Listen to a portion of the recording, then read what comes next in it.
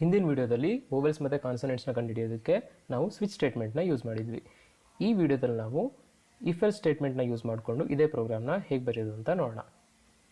So ಮೊದಲನೇದಾಗಿ ನಾನು ಈ ಸ್ವಿಚ್ ಸ್ಟೇಟ್ಮೆಂಟ್ ಏನಿದೆ ಅಲ್ವಾ ಅದಿಷ್ಟನ್ನ ಮಾತ್ರ ತಗೊಳ್ತೀನಿ.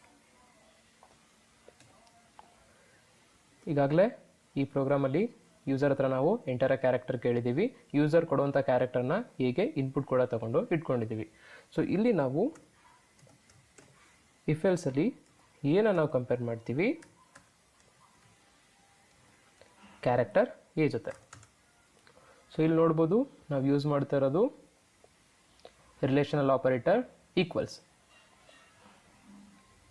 ಇಲ್ಲಿ ಏನಾದರೂ ಈಕ್ವಲ್ ಆಯ್ತಂದರೆ ನಾವು ಯೂಸರಿಗೆ ಪ್ರಿಂಟ್ ಮಾಡ್ಬೋದು ದ ಕ್ಯಾರೆಕ್ಟರ್ ಈಸ್ ವೋವೆಲ್. ಇದೇನಾದರೂ ಟ್ರೂ ಆಗಿಲ್ಲ ಅಂದ್ಕೊಳ್ಳಿ, ಹಾಗೆ ಏನಾಗುತ್ತೆ ಎಲ್ಸ್ ಪಾರ್ಟಿಗೆ ಹೋಗುತ್ತೆ. ಎಲ್ಸಲ್ಲಿ ಮತ್ತೆ ನಾವು ಕಂಡೀಷನ್ ಚೆಕ್ ಮಾಡಬೇಕು. ಈ ರೀತಿ ನಾವು ಎಲ್ಸ್ ಇಫ್ನ ಬರಿತೀವಿ. ಸೊ ಇಲ್ಲಿ ನಾವೇನು ಮಾಡ್ತೀವಿ, ಏನ ಹೀಗೆ ಈಕ್ವಲ್ ಇದೆಯಾ ಅಂತ ಚೆಕ್ ಮಾಡ್ತೀವಿ. ಇಲ್ಲೇನಾದರೂ ಈಕ್ವಲ್ ಆದರೆ ಇದು ಕೂಡ ವೋವೆಲ್ಸ್ ಅಂತಲೇ ಪ್ರಿಂಟ್ ಆಗುತ್ತೆ.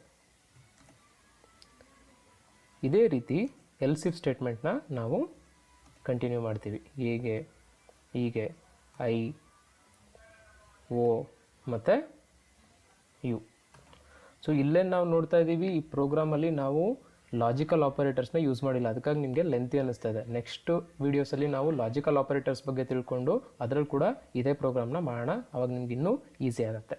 ಸೊ ಇಲ್ಲಿ ಪ್ರೋಗ್ರಾಮಲ್ಲಿ ನೋಡ್ಬೋದು ನಾನು ನನ್ನ ವೇರಿಯೇಬಲ್ ಏನ ಕ್ಯಾರೆಕ್ಟರ್ ಎಗೆ, ಕ್ಯಾರೆಕ್ಟರ್ ಹೀಗೆ, ಐಗೆ, ಓಗೆ, ಯುಗೆ ಅಷ್ಟಕ್ಕೂ ಕೂಡ ಕಂಪೇರ್ ಮಾಡಿದ್ದೀನಿ. ಯಾವುದೇ ಈಕ್ವಲ್ ಆದರೂ ಕೂಡ ಈಗ ದ ಕ್ಯಾರೆಕ್ಟರ್ ಈಸ್ ವೋವೆಲ್.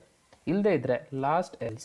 ಇಲ್ಲಿ ನಾವು ಇಫ್ ಬರೆಯುವಂಥ ಅವಶ್ಯಕತೆ ಇಲ್ಲ. ಯಾಕೆ ಇಫ್ ಬರೆಯೋ ಅವಶ್ಯಕತೆ ಇಲ್ಲ ಅಂದರೆ ಇನ್ನು ಯಾವುದೇ ಥರ ಕಂಪೇರ್ ಮಾಡೋಕ್ಕೇನು ಉಳಿದಿಲ್ಲ.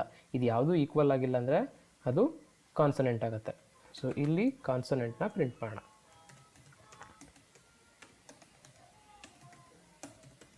ಕ್ಯಾರೆಕ್ಟರ್ ಈಸ್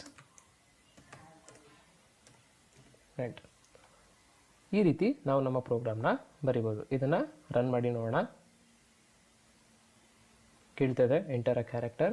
ನಾನು ಫಸ್ಟ್ ನನ್ನ ಕ್ಯಾರೆಕ್ಟರಲ್ಲಿ ವೋವೆಲ್ಸ್ನ ಕೊಡ್ತೀನಿ. ಓ ನೋಡ್ಬೋದು ವೋವೆಲ್ ಪ್ರಿಂಟ್ ಆಗಿದೆ.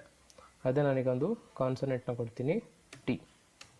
ನೋಡ್ಬೋದು ದ ಕ್ಯಾರೆಕ್ಟರ್ ಈಸ್ ಕಾನ್ಸನೆಂಟ್. ಈ ರೀತಿ ನಾವು ಸ್ವಿಚ್ಚಲ್ಲದೆ ಇಫಲ್ಲಿ ಕೂಡ ನಾವು ಈ ಪ್ರೋಗ್ರಾಮ್ನ ಬರಿಬೋದು.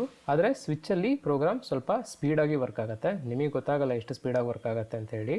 ಆದರೆ ಕ್ಯಾಲ್ಕುಲೇಷನ್ಸ್ ಎಲ್ಲ ಬರುತ್ತೆ ಎಷ್ಟು ಸ್ಪೀಡಾಗಿ ನಮ್ಮ ಪ್ರೋಗ್ರಾಮ್ ವರ್ಕ್ ಆಗ್ತಿದೆ ಅಂತ. ಆವಾಗ ಈಕ್ವಲ್ ಆಪರೇಟರ್ನ ಯೂಸ್ ಮಾಡ್ತಿದ್ದೀವಿ ಅಂದಾಗ ಸ್ವಿಚ್ ಸ್ಟೇಟ್ಮೆಂಟ್ನ ಯೂಸ್ ಮಾಡಿದ್ರೆ ಪ್ರೋಗ್ರಾಮ್ ಸ್ವಲ್ಪ ಸ್ಪೀಡಾಗಿ ರನ್ ಆಗುತ್ತೆ. ನೆಕ್ಸ್ಟ್ ವಿಡಿಯೋದಲ್ಲಿ ನಾವು ಲಾಜಿಕಲ್ ಆಪರೇಟರ್ ಬಗ್ಗೆ ತಿಳ್ಕೊಳ್ಳೋಣ.